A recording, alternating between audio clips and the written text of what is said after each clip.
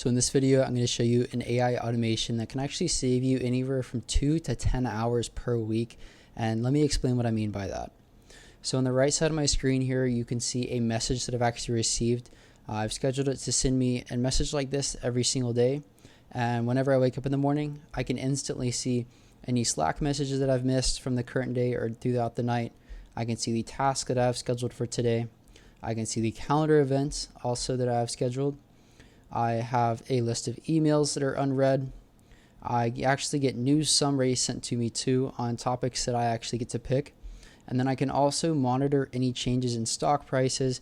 If you follow stocks closely, we can receive those updates as well here too. So if I'm checking all of these manually, you can kind of start to imagine how time can get away from me. Even if I just get carried away, reading a news article or get carried away trying to answer a bunch of emails, you can kind of see how the time starts to actually add up.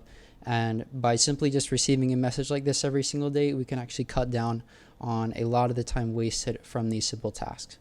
So I'm going to start out by showing you what this automation actually looks like, and then I'm going to walk you through downloading a free template for this automation and then showing you how to set it up for yourself so you can start receiving custom messages just like this every single day. So let's jump into what this automation actually looks like. So I'm going to go over it very quickly here, kind of give you an overview, and then we'll jump into setting it up for yourself. So I'm receiving a web summary here. I can actually receive information from the web and Twitter as well, or X now. And both of these just do an excellent job of updating and getting any news that I actually want. And I can specify the topics. So the topics that I've actually specified are just around AI agents. That is the example I've used on the right side here. The next part, we are actually finding any updates on stocks. So we are scraping a page that contains information of stocks. I'll show you a little bit about that later. And then here we are just getting any calendar events I've scheduled for the day, and then any tasks that are either due today or up to the past week. So if I've missed anything from a couple previous days, it will actually give me those as well. And then here I'm getting any unread emails. We can actually set a limit on this as well. And then I'm getting on Slack messages. So the top new Slack messages that have been sent, the most recent ones. And then here we are just putting together a quick summary of everything. We can format this however we like. You can order them according to however you want. So this is the order that I chose and the one that I think makes the most sense for me. But you can kind of change this depending on your liking. Now, before we actually jump into getting this template downloaded and setting up for yourself, I do just want to quickly mention that if you are interested in having a community of people that are all looking to grow and learn AI, then consider joining my new WAP community. I've got in-depth guides going through the basics to advanced concepts in AI, get you familiar with Unread as the platform, and we've also got some weekly calls and places to post questions, job postings, anything like that. We've got inside of the community. So if this sounds interesting, consider joining it. I'll link it below. And without wasting any more time, let's get back into the video. So to get access to this template for completely free, go down to the link in the description and you can download this. It will be in the form of a JSON file. So download that file and then we can head over to unread.io. If you already have an account, just log in. And if you don't have one, you'll need to create one here. So just select get started. It will walk you through creating your account. And then once you log in, you'll be brought to a home overview page that looks something like this. Now what we can do from here is we're going to go up to the top right and select create a new workflow. So this will actually bring us into an empty editor here. It'll look something like this. And we don't actually need to do much. All we need to do is import that file that you just downloaded. And to do that, we're going to go up to the top right and select these three dots. It'll give us a drop down, and then we're just going to select import from file and just select that JSON file that you just downloaded. So once you've actually downloaded and got that template into your Unread account here, it should look something like this. And I'm going to walk you through actually setting up and connecting your different accounts so you can start receiving these messages however you like and how often you'd like. So speaking of how often, you can see on the left side here, I've actually got another trigger event. A trigger event just starts the automation off. And here I'm just testing it manually just to show you in the demonstration. But we do have a schedule event. Now this allows us to, as you may have guessed, schedule this automation so we can actually receive these at any time we'd like. We can have them sent every single day, maybe every week, things like that. We can add days between, so every other day, things like that. And then we can select the hour. So if I want it at 9:05, we can do that here. So that's what that looks like. You can set this up however you'd like. And then, the first thing we have here is actually getting news updates. So I have a HTTP request node here where we are using a platform called Tavly to actually search the web and get information back for us. So some of the settings you can change are inside of this JSON field here. So you can select this little button here on the bottom and it will open up in a larger screen. So the things that I would recommend changing is the query here. This is just what we are actually searching for. And as I mentioned earlier, I'm getting information on AI agents. So that is why this is set to my query here. So you can change this however you'd like. And then the other thing is I've set it to, I want 2 results back. So you can increase this as you'd like. You can get more results back. And then the other thing is that we are getting news topics. I would recommend leaving this. This just gives us a little bit more up-to-date information. But the other option is you can set this to general. I would recommend leaving as news though. You can also look through the documentation, which I'll show you in just a second, and kind of edit these settings if you choose to do so. But I'm not going to get too in-depth into that. So to actually set this up for yourself, all you really need to change is just the query, and then we also need to get an API key for their platform here. So what you need to do is just look up tavly.com. This is their website. Create an account here. I'm just going to log in very quickly. So once you do that, you'll be brought to an overview page, and Tavly makes it really easy for us. We can just get our API key right here. I believe this is already here. So we're just going to go over here and select copy on the API key. And then we can go back to Unread, and you're just going to paste that inside of these quotations here, right where I've said to insert the API key. So just paste it in there. You'll be good to go as far as connecting your Tavly account. And the other thing I do just want to quickly mention is that if you do decide to get more than 2 results back, the other thing you're going to need to change is this edit fields or combine fields. And what this is doing is we are passing in some of the information that we are actually receiving back from Tavly through these variables here. You can see them represented as this kind of grayed out text. So I've just chose to keep the name of the source, the URL, and then the content that we were receiving back. That's just the variables that I've chosen to send on to the next couple of steps. But you can, of course, add more. You can delete these. And then if you are getting more than just 2 sources, just add them like this, like I've typed out here. You can literally just copy and paste these, but make sure to change the variable names as well. So I'm not going to get too in-depth into that, but just make sure that these are changed if you are changing this HTTP request. So the next thing after that is we are actually searching Twitter for recent tweets on a topic as well. Now, Twitter is honestly one of the best ways to actually get news if you can get it unbiased, just because it's updated so quickly. If a new event actually happens, that is often the first place people go is on Twitter or X now. And what we are doing is we are searching tweets, and then we are searching for the term here. So I've actually specified my term as N8N. So we do actually need to connect our X account, which we can do by selecting this dropdown to create a new credential. And then we need a client ID and a client secret. So to do that, we are going to look up X developer. Mine pops up with this page first.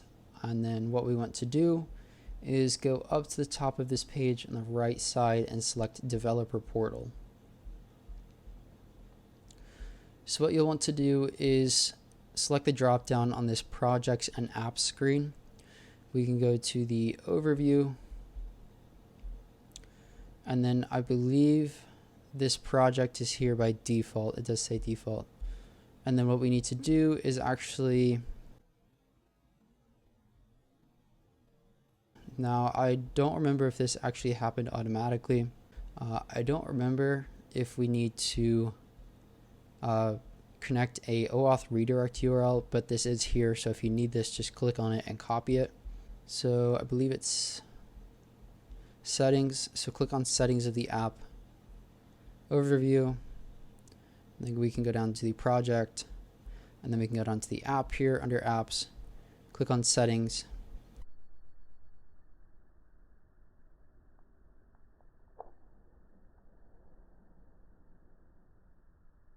and then we can go over to the keys and tokens page, and then here at the bottom will give us access to the client ID. So you just copy this, and then you're going to also copy the client secret and paste both of those into the client ID and then the client secret section right there.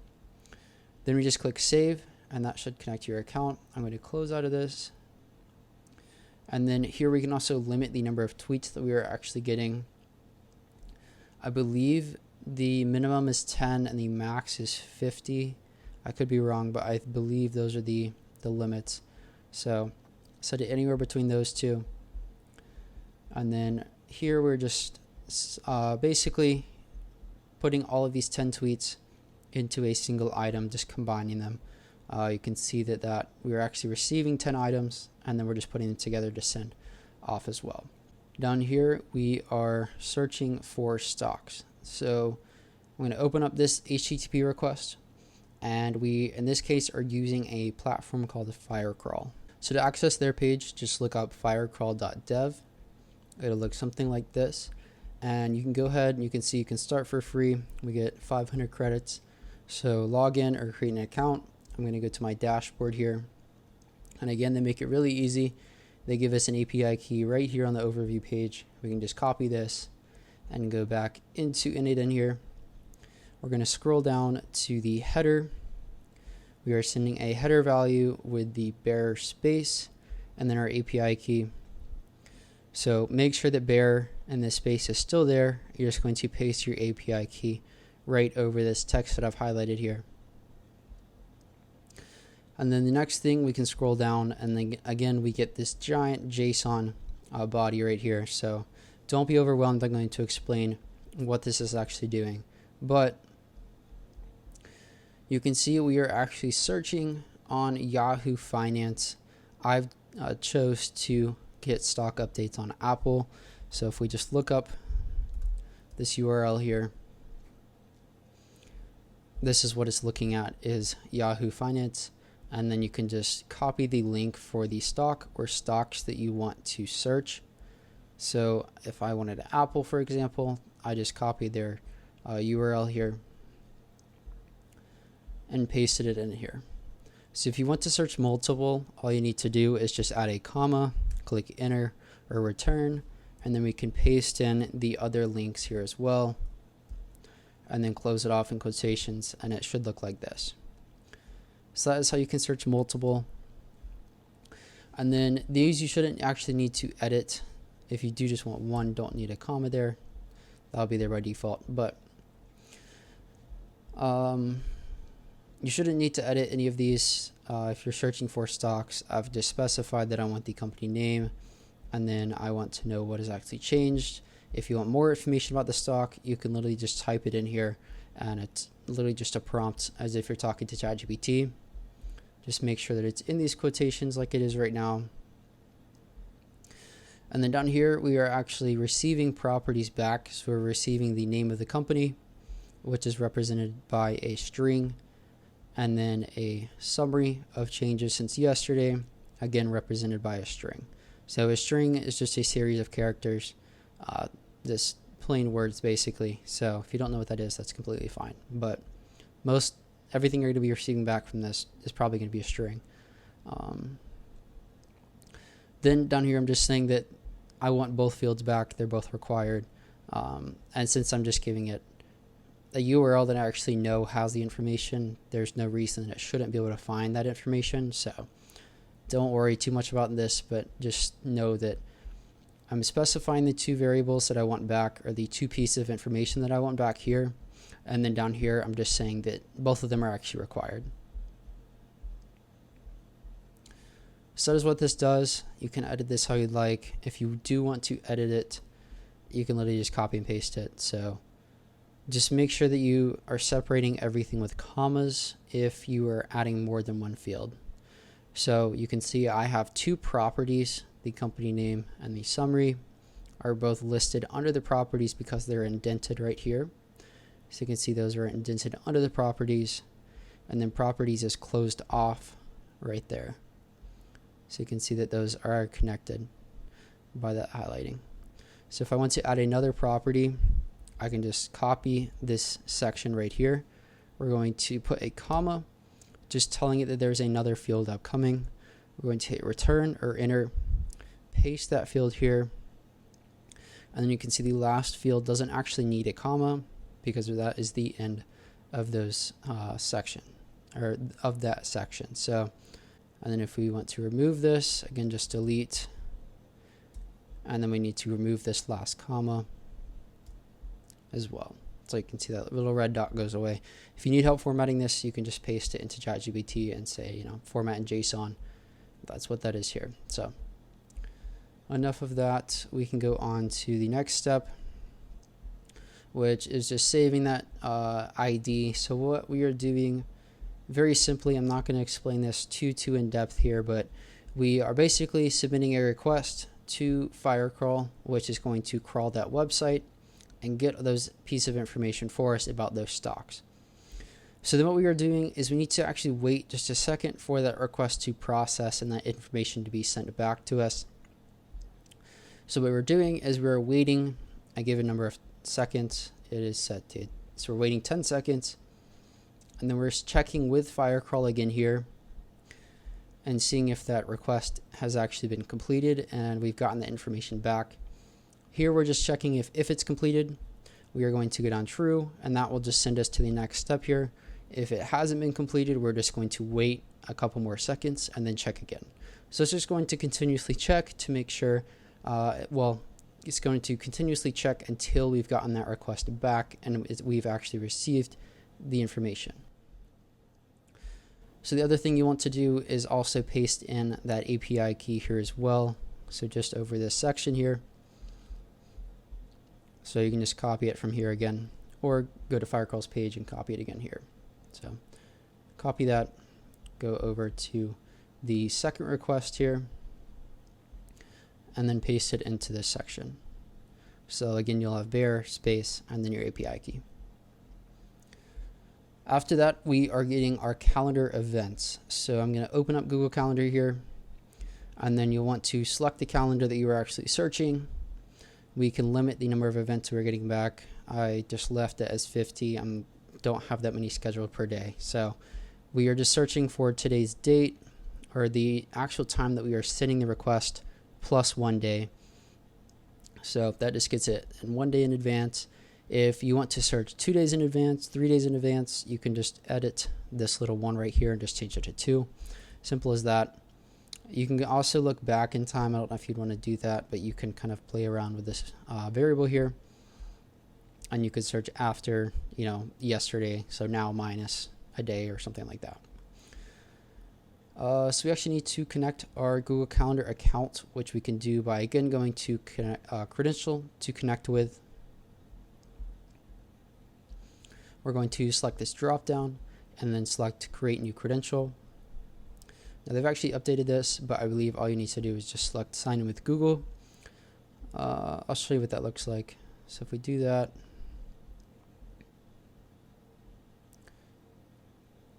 it'll open up our page here. We just click the Google account. So you can see we just got that confirmation screen once we're actually done. So I've actually already connected that account.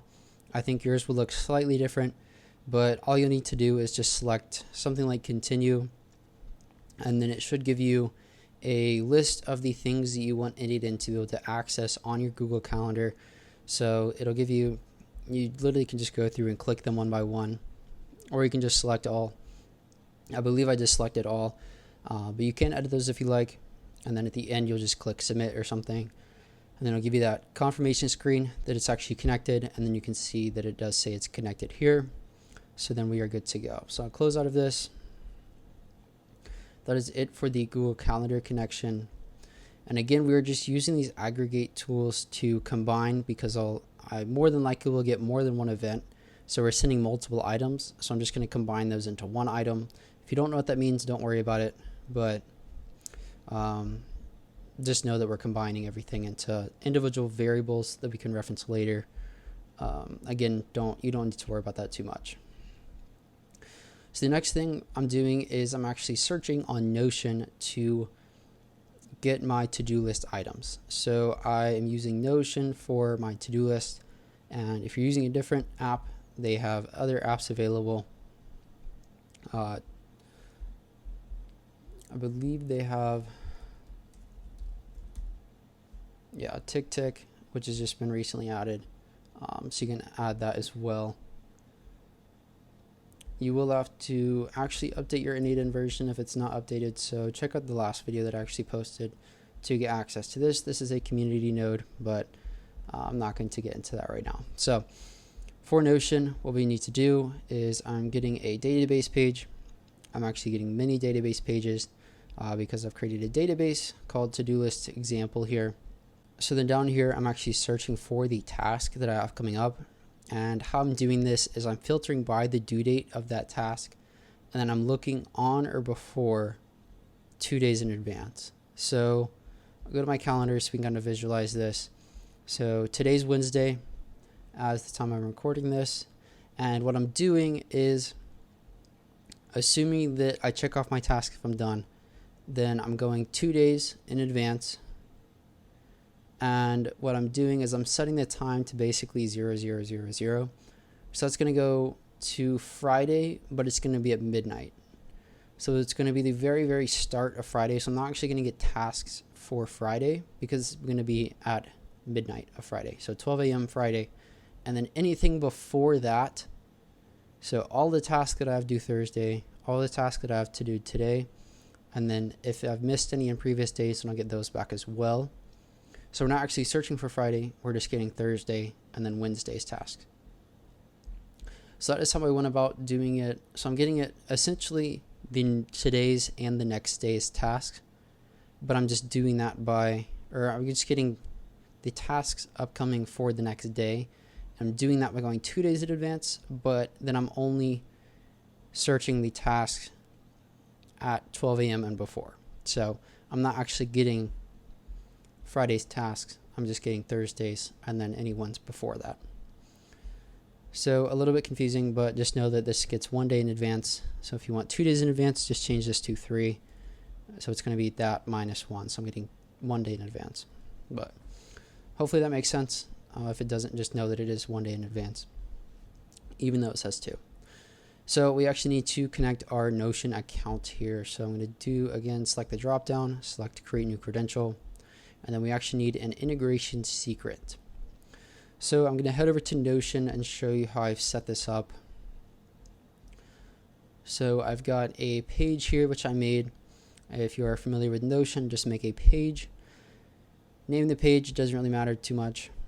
And then on that page, we're going to go down and I'm going to add a database. So I'm going to do a / to get my list of commands. Then I'm going to type database. So I've just chosen to do an inline database, so we can select that here. You can see it fills in a database for us. Name this to-do list or task list, something like that. And then we can actually add the items that we want. So I can edit this. So this is going to be, again, a string. I can call this task just by selecting it, renaming it. And I can add other ones as well. So let's say I want to add a date. Maybe they have due date in here already. Yeah, so they already have a due date filled in here, so I can add that. And then what that looks like is I could add an example task, and then I could select the due date, so maybe that's due tomorrow. I could add a time as well, so include time, 12 hour, maybe it's due at 10 a.m., something like that. Now you can see I've actually edited the status and the minutes needed. You can do that as well, or you could just delete them. So let's say task 2, and then finish it. So I could just go in here and delete it. So that is what this looks like. And then how we can actually connect this into N8N here is I'm going to go over on the left side and go down to the menu. And then we're going to scroll all the way down to settings. It's going to open up our settings here. And then I'm going to go to connections. And it's going to be this first connections. There's two different connections here. So it's going to be the first one with a little arrow icon. And we're going to scroll down and we're going to go to develop or manage integrations. So I'm going to click on that. It's going to open up a page here for Notion. And then we're going to actually add an integration. We're going to add the workspace that we want this to be connected to. So I'm going to select that there. We can leave this as internal. Click save. Integration name. So you might just want to call this N8N. I'm going to do N8N demo just to have it separate, but I would just do N8N, something like that. Click save here. And then what we're going to do is we get this confirmation screen. We're going to select configure integration settings. So here we can actually edit what N8N has access to. I've just left it. These are the defaults. I've just left that the same. And then here we're going to show this integration secret, and then you're going to copy that and then paste that into this integration secret field right here. So paste that in. You can save this. I'm just going to close out of this, and then we're going to go back to Notion here. I'm going to click out of my settings and go back to this database page. So that page we just made, I'm going to go to these three dots in the top right and then go down to connections. And then here you'll get a list of connections inside of this little menu here. So you're going to search for whatever that connection you just made. So mine was N8N, where'd it go? N8N demo 3. So I'm going to copy, you can just copy this or search it. I'm going to go back over to Notion here. I'm going to paste in that here, and then you can see we're going to select that. It'll give us a pop-up here. I'm going to click confirm. And then you can see that at the list of active connections at the bottom of this. So that actually connects Notion, this specific Notion page, to N8N and gives N8N access to this page and the databases on this page. So anything that's on this page, N8N now has access to, which in this case is exactly what we wanted. Then we can go to our database, and then you're just going to select this drop down. It'll literally just give you a list of everything that you've given N8N access to. So in my case, I just selected the database, give N8N access to it, and then we can actually enter the filters. So again, we can add a condition, and it's actually going to automatically fill in a list of everything in that database. So we have the due date, the task, the status, and the minutes needed. And we can add those in there. So that's what I did for this. And then I'll briefly explain this. So what I'm doing here is I'm essentially searching, just copy this. So we have a variable which we insert variables by setting the field from fixed to expression. That just means that we can plug in variables which are just going to change dynamically, meaning they're going to be updated based on things that change. So they're not going to be constant. So we can do that by just typing two curly braces. And then you can see it kind of fills in the other side there. And then it gives us a list of suggestions. So the one that we're going to use is the now variable. I'm going to type a $sign and then type now. And then what we can do is we can actually add to this. So I'm going to click a dot. And this allows us to basically manipulate this variable. So I'm going to go down to plus, click enter, and it will fill in that plus.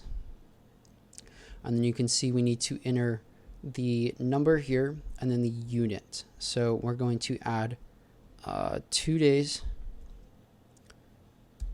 So 2, comma, and then we can add a space. And we want that to be days. So we actually need single quotations right there. So we're going to enter a single quote, days. You can see that there. And then I'm actually going to format this so it just goes into Notion a little bit nicer. And then this is how we're going to basically set the time as midnight instead of, whatever time it is now. So right now it's 1821 in 24-hour format. So what we can do is we can put another dot, and then that's going to be the first option is we get the format. So this is what it automatically fills in as, and that's exactly what we want. We want a year, month, day. That's what I'm used to, at least. We can go and add the time here. So if we do 00:00:00:00:00, and what that will do is basically we are just searching at 00, which is midnight, or like 12 a.m. So that, you can see the result there, the little preview. So that is what that looks like, and that is how I went about doing it.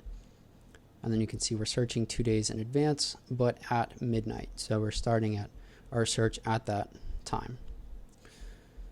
So that is how we connect Notion to get our task. And again, we are just aggregating that into a single item and sending that here.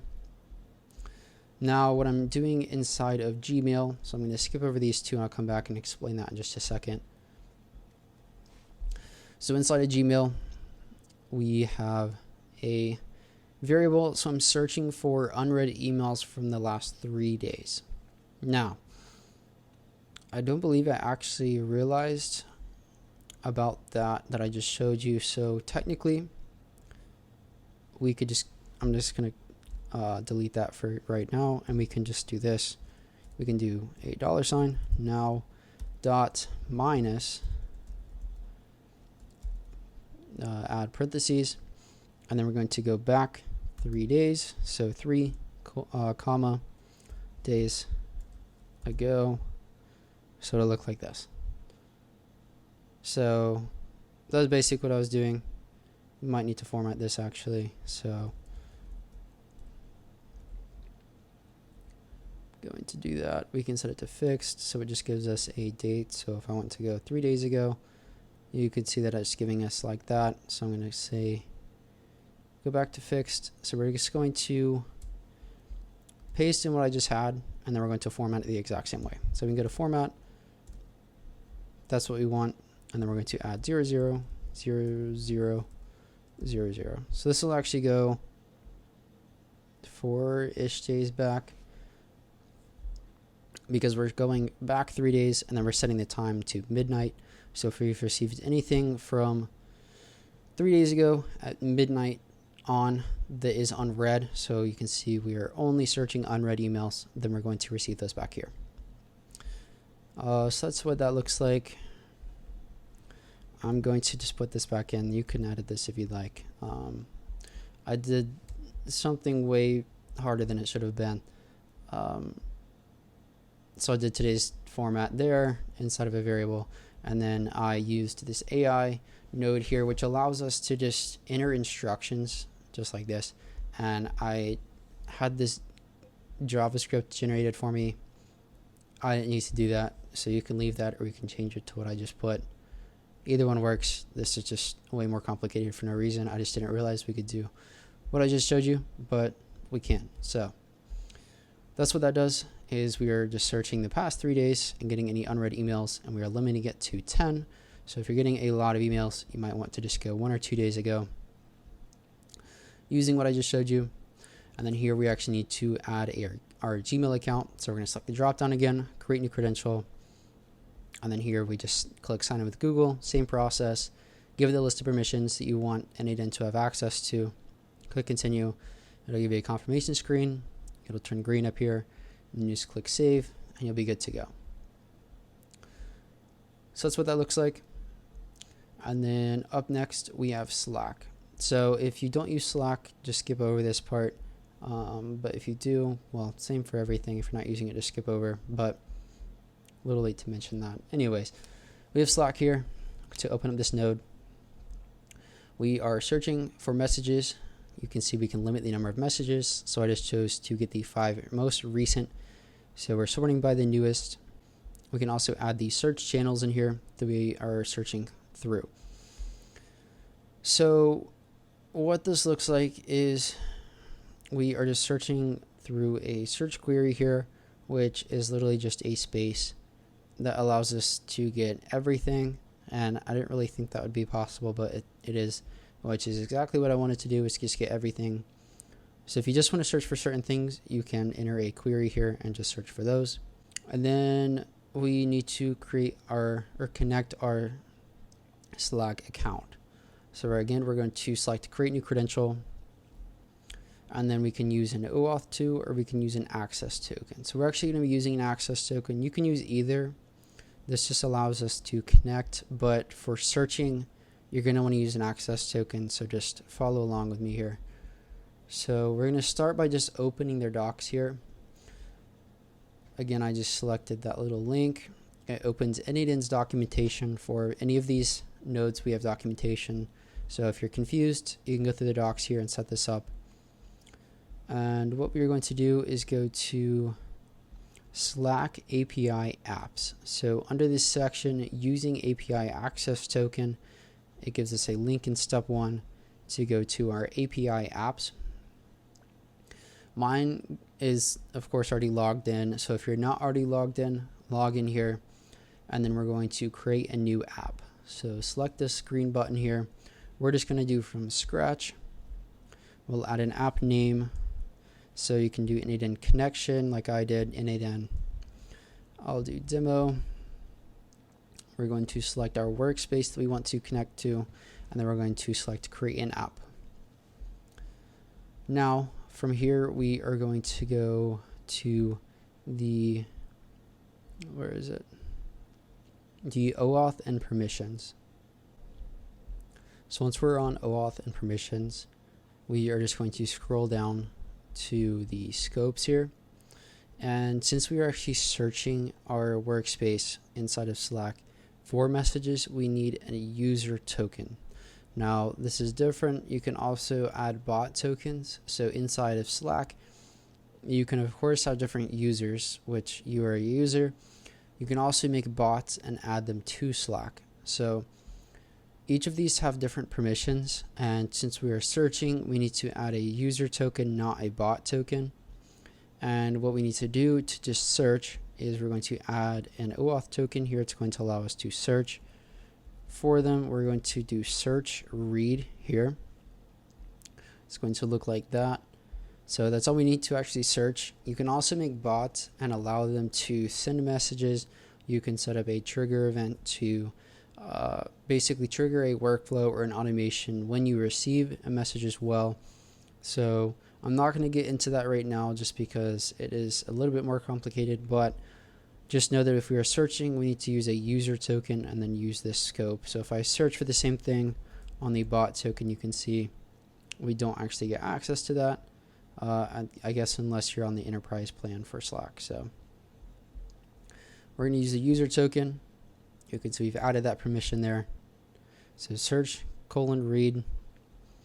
And then from here, we're going to scroll up to OAuth tokens. So we're going to select install to whatever your workspace is. We're going to select allow. And then you can see we actually get that user OAuth token. So make sure it says user. The other app that I made to connect, again, had 2. So I actually had a bot and a user token. So for this use case, we're going to be using the user one. We're going to copy that token. We can go back into our workflow here. We can open up that and we can add a new credential. We're going to go over to access token like we just did, paste that in here, and we can click save. So again, we are just aggregating those messages. So we are receiving multiple messages usually through Slack, and then we're going to just put them all into one item, and we're going to send that to a final edit field step here. We are going to combine everything into one final variable. So I named it final info here, put it as a string. And I'm going to open up this, and you can see that I've basically just condensed everything into a single variable. So I've got all these Slack messages, which I'm then listing as the name, so the channel name that they were sent on, whoever sent them, the message itself, the calendar here, so I've got the events and the times for those as well, the task, so the task and the due date that those are due, emails, so from, subject, and then the snippet, which is just going to be a quick take of the first paragraph or so of the email, web information back, Twitter information or X information back, and then any stock changes back right here. So what that looks like inside of each of these aggregate steps where we are just combining the information. So I'll open the calendar one right here, for example. So here for each calendar event, we actually receive a summary for the event. That's just the title that you see on your Google Calendar. We receive the start time, the end time, and you can see a load of other variables. So all I'm doing for the input fields, I'm adding an input field name. So all I'm saying is for every single calendar event, I just want you to make a list of those titles or those summaries for those events. Same for start date and end date, or start time, end time. I'm just saying if I receive 3 events back, I just want you to list out all 3 of those events start time. Same for the end time. And then the Notion page here, or the email, for example. So I'll show you what this looks like. So you can see there's a lot of information that we actually receive back. A lot of it we actually don't care about. So you can see I'm just inputting the subject, and that's one of the fields that we actually get back is just called subject. So I receive 7 emails back. I literally just want a list of the 7 subject lines, a list of the 7 snippets, which is just the body of the email, like the first part of the body of the email. And then I just want a list of who all the emails were from. So from here, we just have a bunch of lists, and those lists are in order. So the first subject will correspond to the first email snippet, etc. And we're just plugging those into this field here, putting everything together inside of this one field, pretty giant, and then we are sending it to an LLM or an AI step, if you will. And here we're literally just saying we're sending in that information here. So you can see that's the final info that we are making in this step. We're sending in as the user prompt, so we're just sending that in as a basic prompt.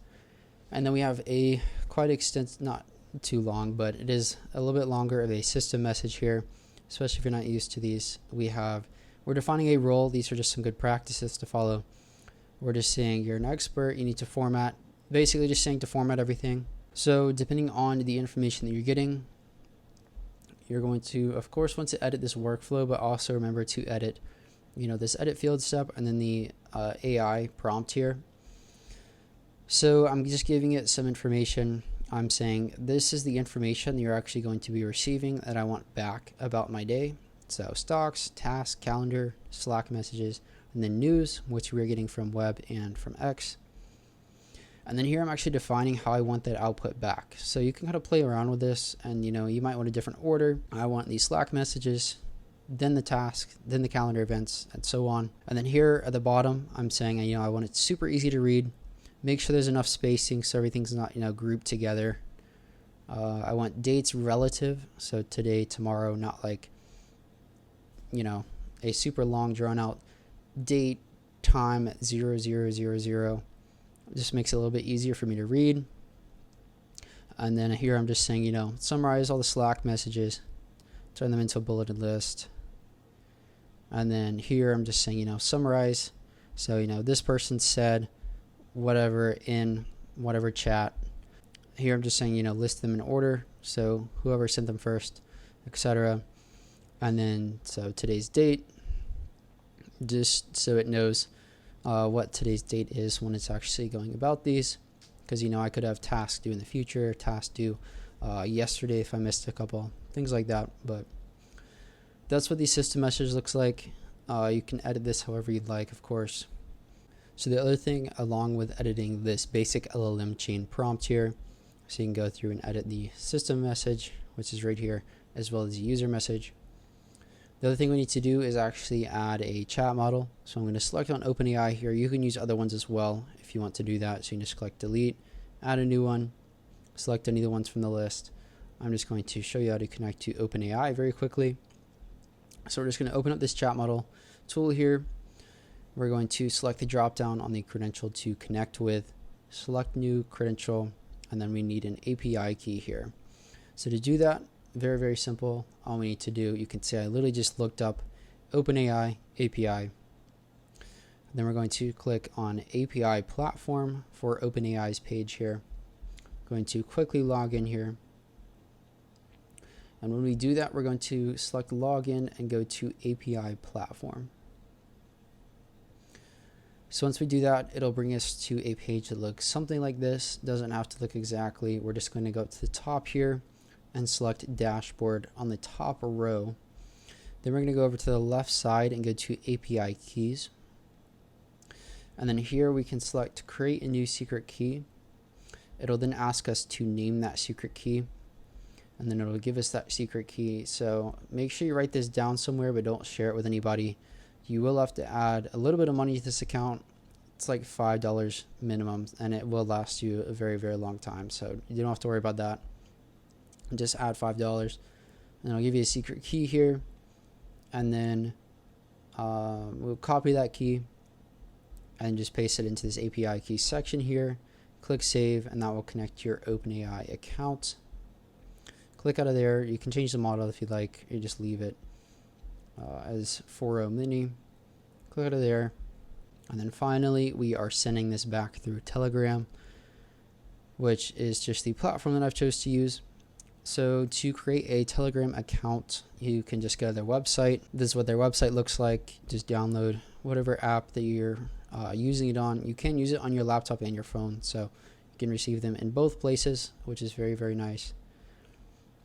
And then what we need to do is, if I go over to Telegram here, I'll make this as quick as possible. We need to start a new conversation. So it's going to be, I believe, a new secret chat. And then we are going to start a conversation with username is going to be @botfather. So it's a little bit weird, but it is capital B, capital F. So it does work. It is just a little strange. We have /start. I believe that happens automatically when you do this, and then it will give us a list of commands. So if it doesn't do this, just send /start. And then we're going to do /new bot to actually get a new bot created. So here it's going to ask us to name that bot. And then once we've gone through the process of setting it up, it's going to give us a link to access it with the name of it there. So you're just going to select on that link. But before we do that, you're going to copy this API key here. So this long string that I've just highlighted, I'm going to copy that. We're going to go over to the credential to connect with, select create new credential, paste in that access token into this field here, click save, and you'll be good to go.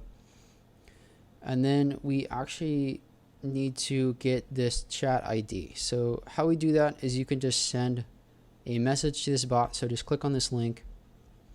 It will open up a new text field here. Looks just like a text message thread does.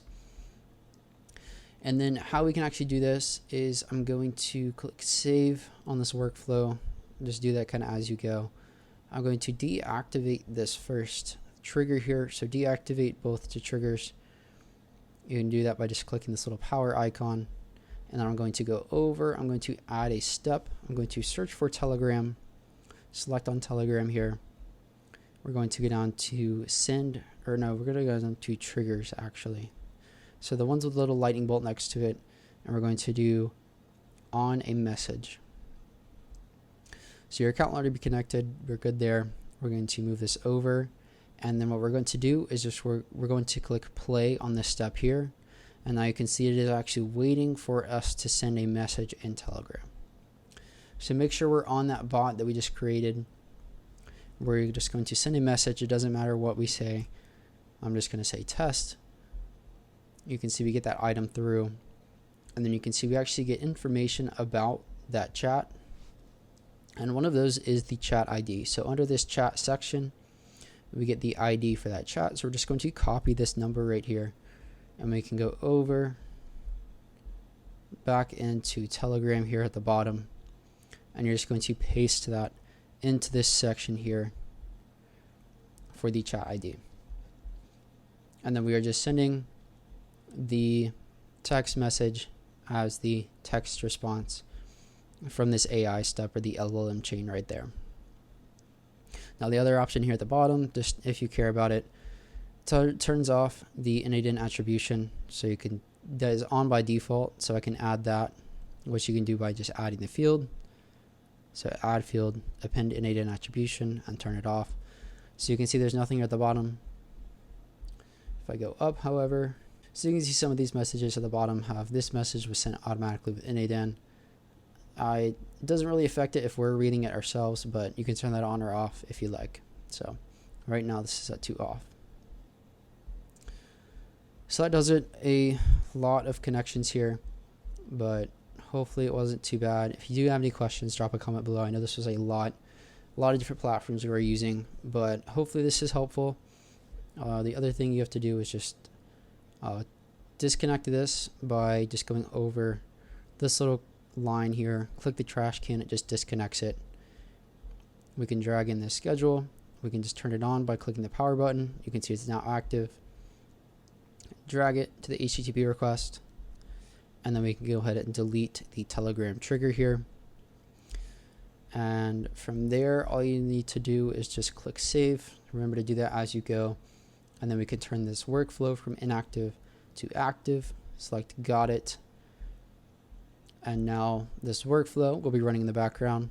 And at whatever time you've set here, it will go through and execute the following, and then output the response, sending it to you through Telegram. So hopefully this helps. There's a lot of other options you can do too as well. Not to overwhelm you, but you can of course connect other software here if you'd like.